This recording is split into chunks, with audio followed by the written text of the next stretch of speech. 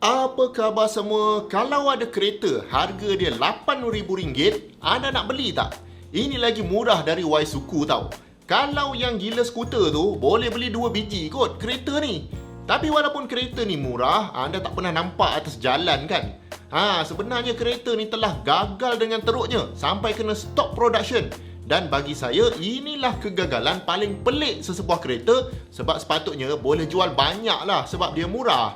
Okey, jadi jom kita tengok kenapa kereta ni gagal walaupun dia murah. Pertama sekali, kereta yang saya maksudkan ni adalah kereta Tata Nano yang dibuat oleh syarikat Tata dari India. Inilah syarikat yang sekarang ni memiliki Jaguar Land Rover. Jadi tak mustahil dia pandai buat kereta dan mesti ada jalan yang dia boleh buat untuk jadikan kereta ni sangat murah. Kenapa pula dia nak buat kereta yang murah ni? CEO Tata dulu, Ratan Tata cakap, dekat India ni memang biasa satu keluarga bergerak naik motor. Seorang anak dekat depan, lepas tu ayah dia bawa motor. Seorang anak sandwich dekat belakang. Last kali mak. Jadi kalau hujan ke, ribut ke, memang basah semua orang. Dan kalau aksiden memang teruk lah. Helmet pun tak pakai. Lepas tu perbezaan harga antara motor dengan kereta yang paling murah dekat sana sangat besar.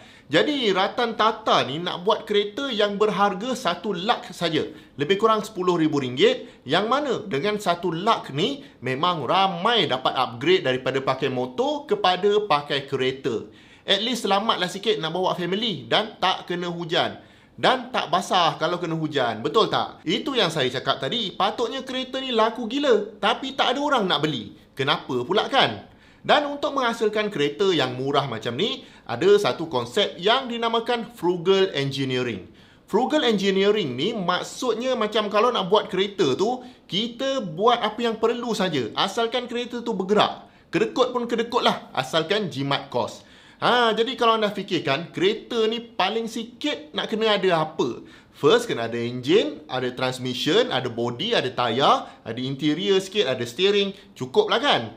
Jadi engineering team yang design kereta ni terpaksalah mengelakkan terikut-ikut benda-benda kompleks yang tak diperlukan dalam kereta lain untuk membuat kereta Tata Nano ni. Kiranya instead of ambil je blueprint kereta-kereta yang pernah wujud sebelum ni, diorang kena mula dari kosong dan kena design sendiri kebanyakan komponen kereta ni. Kalau ikutkan engineering practice sekarang ni, dekat mana-mana industri pun, spek tu macam dah fix tau. Jadi kita ambil je lah template projek lama dan sesuaikan dengan projek yang baru. Tapi untuk Tata Nano ni tak boleh buat macam tu. Kalau tidak, dia akan jadi mahal. Dan antara benda-benda gila untuk cost saving yang tim diorang ni buat adalah diorang tukar attachment tayar tu kepada 3 lug nut saja. Kebiasaannya, kereta paling-paling kurang pun 4 skru kan. Satu lagi kereta pelik ada 3 skru dekat tayar macam ni adalah Proton Tiara dulu. Siapa ingat lagi kereta ni? Tapi kalau anda fikir balik, kalau satu tayar jimat 1 skru, 4 tayar dah jimat 4 skru kan? Kalau 100,000 kereta, dah jimat 400,000 skru. Betul tak? Banyak juga tu. Benda ni memang pelik dan memang jarang orang ubah bila design kereta. Dan sebab utamanya adalah of course safety. Boleh jadi kemungkinan bila salah satu skru tu longgar dan mungkin tercabut, skru-skru yang tinggal tadi tu akan tampunglah load yang berlebihan. Takut tayar tu tercabut. Tapi kalau difikirkan balik, berat kereta ni paling-paling pun 600 kilo saja. Jadi diorang proceed jugalah dengan 3 skru sahaja setiap tayar. Confirm susah nak cari sport rim. Enjin pula macam mana? Kebiasaannya, kereta akan letak enjin dekat depan untuk drive tayar depan. Tapi untuk maximiskan ruang interior kereta Nano yang kecil ni, enjin tu dah dipindahkan ke bahagian belakang boot kereta. Lepas tu enjin tu akan drive tayar belakang. Not bad kan? Macam kereta Porsche 911 pun ada. Lebih banyak grip lagi untuk accelerate, betul tak? Biasanya kereta mahal je tau dapat rear wheel drive ni. Tapi Tata Nano pun dapat. Enjin pula memang kecil, diorang guna enjin 2 silinder 600cc yang menghasilkan dalam 30 horsepower. Confirm bunyi macam motor dan terkedek-kedek. Tapi anda kena ingat, design objektif kereta ni bukanlah untuk buat kereta yang laju, tapi nak menggantikan motor yang tak berapa selamat tu. Jadi kalau dia boleh bergerak sama laju macam motor atau lebih slow daripada motor sikit pun, tak ada masalah. Bila enjin dah pindah belakang, maka tayar depan tak adalah load sangat kan. Mungkin time laju akan understeer, tapi ini membolehkan diorang tak perlu masukkan mekanisme power steering. Dia tak akan jadi berat sangat sebab depan tu tak ada apa-apa. Jadi kalau tak ada power steering, lagi jimat dapat kos. Betul tak? Lepas tu diorang kecilkan lagi tayar depan berbanding dengan tayar belakang. Ini pun untuk jimat kos lagi. Plus benda tu tak ada power steering kan. Jadi lagi kecil tayar tu, lagi kuranglah friction. Cuma sebagai pengguna mungkin susah lah nak cari spare part. Tapi diorang harapkan mungkin bila kereta ni dah popular, banyaklah orang akan buat aftermarket. Jadi ini antara cost saving method yang diorang buat yang bagi saya make sense. Kemudian untuk body pula, macam bak kata orang Malaysia ni memang macam tin Milo lah. Lepas tu bonnet belakang tu nampak macam boleh buka. Tapi sebenarnya tak boleh buka untuk jimat lagi dekat manufacturing cost. Kalau benda-benda kemewahan dalaman tu memang tak ada lah. Aircon memang tak ada. Nak buka tingkap pun kena roll macam dulu tu. Automatic power window memang ada. Tapi untuk driver saja. Yang agak kedekut sikit saya rasa, side mirror tu ada sebelah aja. Memang macam motor dekat Malaysia. Kenapa motor sini suka buang side mirror sebelah? Jadi dah pumpang-pumpang buang sana sini, jimat sana sini, akhirnya diorang berjaya juga buat kereta ni. Berjaya jugalah produce. Saya suspect tak ada untung pun kalau jual kereta harga RM10,000 ni. Dia buat memang untuk tolong rakyat dia sahaja. Maksudnya dari segi frugal engineering, memang diorang berjaya figure out macam mana nak buat kereta murah harga RM10,000 sahaja. Memang kecoh lah masa tu. Kereta ni lah kereta termurah di dunia. Ini pun dah satu pencapaian yang hebat lah. Tapi sebenarnya nak buat produk ni satu hal. Nak jual pula satu hal lagi.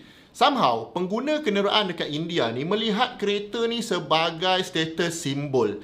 Jadi, kalau anda beli kereta paling murah di dunia, apa akan jadi pada status anda? Anda pun kira murah lah. Dah gitu pula. Macam lebih baik tak ada kereta daripada hanya mampu beli kereta termurah di dunia. Dan mindset ni menjadi masalah besar kepada Ratan Tata. Kereta dah ada ni, tapi tak ada orang nak beli. Orang yang naik motor tadi pun tak nak beli. Research saya mendapati diorang ni lebih sanggup beli kereta sedan second hand yang mahal sikit dari Tata Nano ni daripada membeli kereta ni yang baru. Now saya tak adalah nak bagi pendapat apa-apa pasal mindset, simbol status ni. Tapi dari segi bisnes memang susah nak jual. Okey, sekarang ni tak apa. Market sendiri tak nak beli. Kenapa diorang tak ekspor? Hantar pergi Malaysia ke? Saya rasa ramai je orang Malaysia nak beli kan. Kita bukan kisah sangat kereta tu murah. Janji tak basah time hujan. Masalahnya sekarang disebabkan kereta ni banyak cost saving, maka dia gagal NCAP. Dia kena pergi juga NCAP sebab dia dah kategori sebagai kereta. Kalau motor tak payah pergi NCAP ni. Cuba teka berapa safety rating dia dapat. Dia dapat 0 star. Okey, sebelum kita start kutuk cakap kereta ni tak selamat, memang bukan objektif kereta ni untuk bagi dia lebih selamat dari kereta lain. Objektif design dia untuk ganti motor, untuk bagi lebih selamat sikit daripada motor. At least tak tergolek. Bila masuk NCAP, test yang memang test kereta, confirm lah tak dapat star. Kena test melawan motor juga, baru ada star. Tapi motor tak ada pula safety test ni. Sebab kod mana pun, kalau jatuh memang bahaya, memang sakit. Yang ada pun setakat test ABS, test helmet dan sebagainya. Untuk test occupancy punya keselamatan tu tak ada. Cuma kesan dia, bila dia dapat 0 star NCAP tu, maka negara lain tak naklah jual kereta ni dekat market masing-masing sebab safety risk. Jadi Ratan Tata boleh buat apa je? Market sendiri tak nak terima dan memang regulation kata tak boleh jual dekat negara lain. Itu yang last kali tak ada orang nak beli dan bila tak ada orang nak beli, lama-lama kena stop lah production. Sementara tu adalah internal konflik dalam negara tu lagi. Kena pindah kilang lah, lepas tu orang protes. Kira timing production tu pun tak berapa cantik masa tu dan menambahkan lagi kesukaran untuk launch kereta ni. Tapi main issue still sebab market dia sendiri tak nak terima. Susah kan buat bisnes ni. Produk dah cun pun orang tetap tak nak beli. Alang-alang sebut pasal bisnes ni, kalau anda pun berniaga dan tengah cari cara-cara untuk menambahkan lagi customer anda dengan cara buat video, buat poster, edit video, semua skill-skill ni saya telah panggil pakar-pakar untuk mengajarkan kepada anda di Syarah.my. Jadi anda google je Syarah.my dan saya letakkan juga link dekat bawah. Kalau anda suka video-video macam ni, jemput subscribe kalau belum dan jemput tonton. Banyak lagi video-video best dekat sini dengan dekat sini. Jumpa lagi di video yang akan datang. Assalamualaikum.